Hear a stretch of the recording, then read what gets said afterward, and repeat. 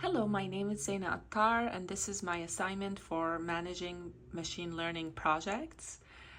So the title for the project I picked to work on is Predicting Project Delays in Large-Scale Company Initiatives. So the idea is that the problem statement here is that delays in large-scale initiatives often lead to missed deadlines and budget overruns, and then compromise project outcomes. So if I am able to develop machine learning model that would help me predict these project delays based on historical data and communication patterns, then I will be able to significantly improve the efficiency and reduce waste in for the company's projects. So why use machine learning? I thought that it's very helpful to use machine learning and apply it to this problem because of the data availability. So their large-scale projects have extensive amount of data like timelines, task completions, how the resources were allocated, and then communication logs like emails and meeting notes and memos, etc. So we have a lot of data to work with. And then the prediction feasibility. So machine learning can analyze that data to help us identify patterns that usually cause delays. And then by doing that, we will be able to predict delays early, and so we can help project managers take proactive measures before the delays materialize, before these risks materialize into delays, which then can improve the overall project efficiency and success rates. So what is the CRISP-DM business understanding? So in terms of problem definition, the goal is to create predictive model that will identify the likelihood of a project delay. And we will use key indicators like task completion rates, resource allocation changes, and how frequent is communication taking place throughout the life cycle of a project. How do we define success? It would be reduction in project delays by a certain percentage, and we can use metrics like including number of delays avoided or the accuracy of delay predictions and how much time we saved. Relevant factors may include task duration, the availability of the team members, and then the frequency of communication throughout the project, and then the changes in project scope. So what is the validation plan? We start by training the model on a small subset of historical data. Then we validate that prediction. And after that, we start iteratively refining. So we introduce or adjust the features based on insights like impact of scope changes, for example. We also can experiment with different algorithms and hyperparameters. And then we can retrain the model by using new data sets, new subsets of data. And then after that, we expand the scope. So we include more diverse project data. So we use different teams, time periods, and apply cross-validation to ensure that our model is robust and it's not overfitting. And then we do real-time testing. So we implement the model in a live environment for ongoing projects, and we compare with actual outcomes, and then we refine as needed. Finally, we do our final validation deployment. So we conduct final validation across all the data sets we have, and then we finally prepare for deployment. And then we make sure that we have regular model updates to maintain accuracy. All right, so let's talk about the system design. So I want to talk about input, output, and then outcomes in the subsequent slide. So in terms of input, like I said, we'll use historical data like project milestones, task completion rates, and communication data. The output would be predicted delay alerts, risk factors, so able to identify key risks that are contributing to delays.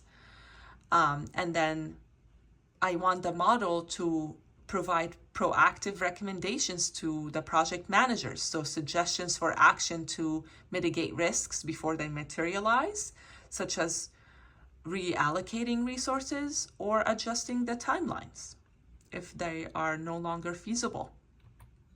In terms of outcomes, we want to be able to improve the project timelines, so decrease the number of delays in a project, and then be able to optimize our resources, so more efficient use of our resources and less instances of over allocation or under utilization.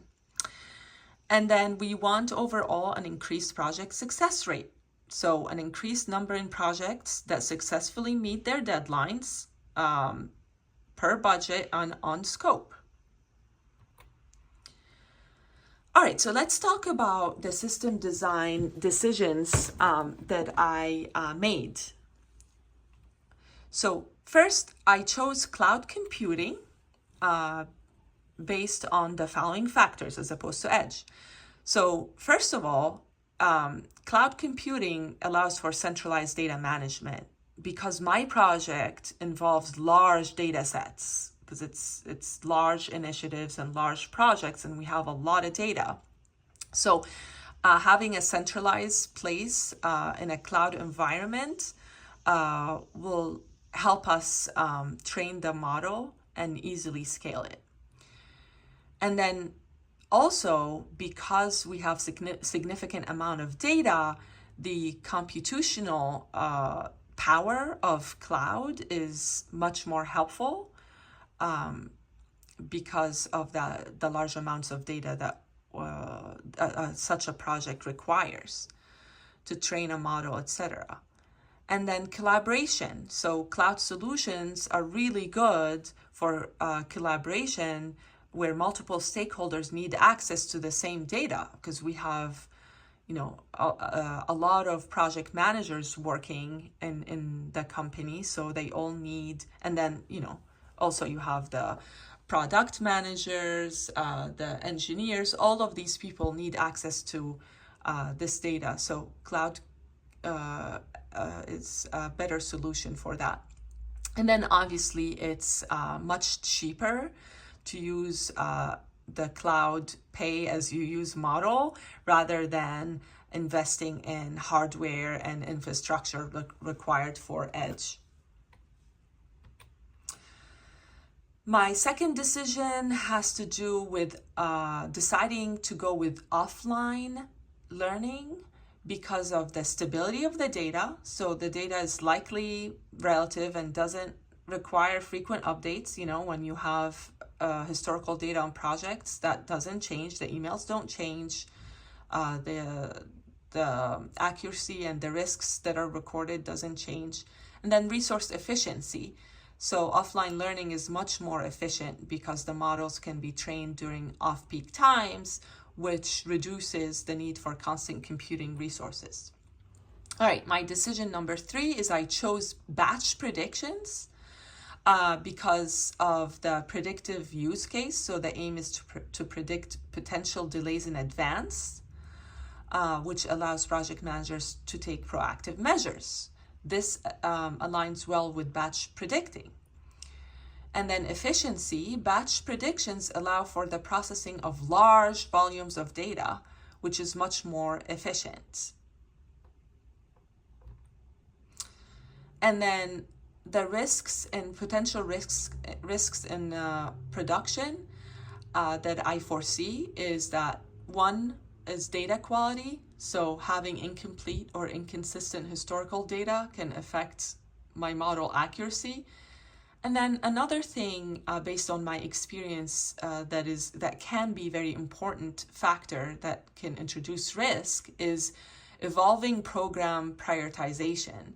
So changes in the organization's business priorities can lead to adjustments in resource allocation and then the weight of importance that is put on various projects. And this can alter machine learning model or cause it to encounter data patterns that no longer align with the updated priorities, which potentially can result in inaccurate or unreliable predictions. Yeah, so this is my project. I hope you enjoyed the presentation, and I look forward to your feedback. Thank you.